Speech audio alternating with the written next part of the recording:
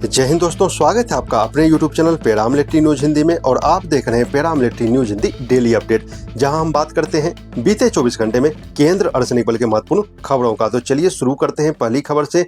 शिवपुरी स्थित ITBP camp से एक बेहद दुखद खबर सामने आई है। आईटीबीपी के 51 वर्षीय एएसआई नरेंद्र कुमार बैडमिंटन खेल रहे थे। खेलते खेलते अचानक उनकी तबीयत बिगड़ी और वे कोर्ट में ही गिर पड़े। साथी जवान तुरंत उन्हें अस्पताल ले गए, लेकिन डॉक्टरों ने उन्हें मृत घोषित कर दिया। प्रारंभिक जानकारी के मुताबिक मौत का कारण हार्ट अटैक माना जा रहा है, लेकिन असली वजह पोस्टमार्टम रिपोर्ट के बाद ही स्पष्ट होगी। मंगलवार को शिवपुरी में पोस्टमार्टम के बाद आईटीबीपी कैंप में उन्हें श्रद्धांजलि दी गई और पूरे राजकीय सम्मान के साथ उनका पार्थिव शरीर सहारनपुर उत्तर प्रदेश भेज दिया गया, जहां उनके गृह ग्राम में पूरे सम्मान के साथ अंतिम संस्कार किया जाएगा। पूरे केंद्र अर्धसैनिक बल के परिवार की ओर से इस वीर जवान को भावपूर्ण श्रद्धांजलि। अब एक बड़ी खबर कानूनी जीत की आ रही है। सीआरपीएफ इंस्पेक्टर को लंबे संघर्ष के बाद दोहरी राहत मिली है।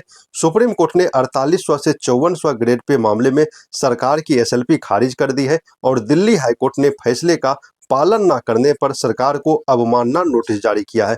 मामला 2008 के वित्त मंत्रालय के उस आदेश से जुड़ा है, जिसके अनुसार जिन कर्मचारियों का ग्रेड पे 4800 रुपये है और वे 4 साल पूरी सेवा कर चुके हैं, उन्हें 5400 रुपये ग्रेड पे मिलना चाहिए। यह लाभ बाकी सभी विभागों में लागू हुआ है, लेकिन केंद्र अर्धसैनिक बल के इंस्पेक्टरों को इससे बाहर रखा गया था। सबसे पहले आईटीबीपी इंस्पेक्टर सुशील कुमार ने यह लड़ाई जीती, उसके बाद बीएसएफ और अब सीआरपीएफ इंस्पेक्टरों को भी अदालत से राहत मिली है। अब दिल्ली हाईकोर्ट ने साफ कहा है कि इस फैसले को लागू करना ही होगा। अगली सुनवाई 18 मई को होगी। यह केंद्र अर्धसैनिक बल के इतिहास में एक बहुत बड़ी कानूनी जीत मानी जा रही है। अब एक बड़ी खबर राजस्थान से। राजस्थान हाईकोर्ट ने सीआरपीएफ जवान सुनील कुमार को बड़ी राहत देते हुए उनके खिलाफ हुई गलत अपीलीय कार्रवाई को रद्द कर दिया है। कोर्ट ने कहा है कि जिस सजा के खिलाफ कानून में अपील का कोई प्रावधान ही नहीं, उस पर अपीलीय अधिकारी का फैसला पूरी तरह अवैध है। इस फैसले के बाद जवान पर लगाए गए कठोर आदेश रद्द कर दिए गए और सिर्फ पुराना निंदा दंड ही यथावत रखा गया है। यह फैसला दिखाता है कि कानून के सामने हर जवान के अधिकार सुरक्षित है। अब एक खबर झारखंड के चाईबासा से।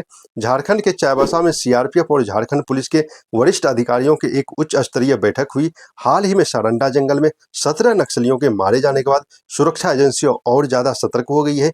इस बैठक में नक्सल विरोधी अभियान की समीक्षा, आगे की रणनीति और नए ऑपरेशन की रूपरेखा पर चर्चा की गई।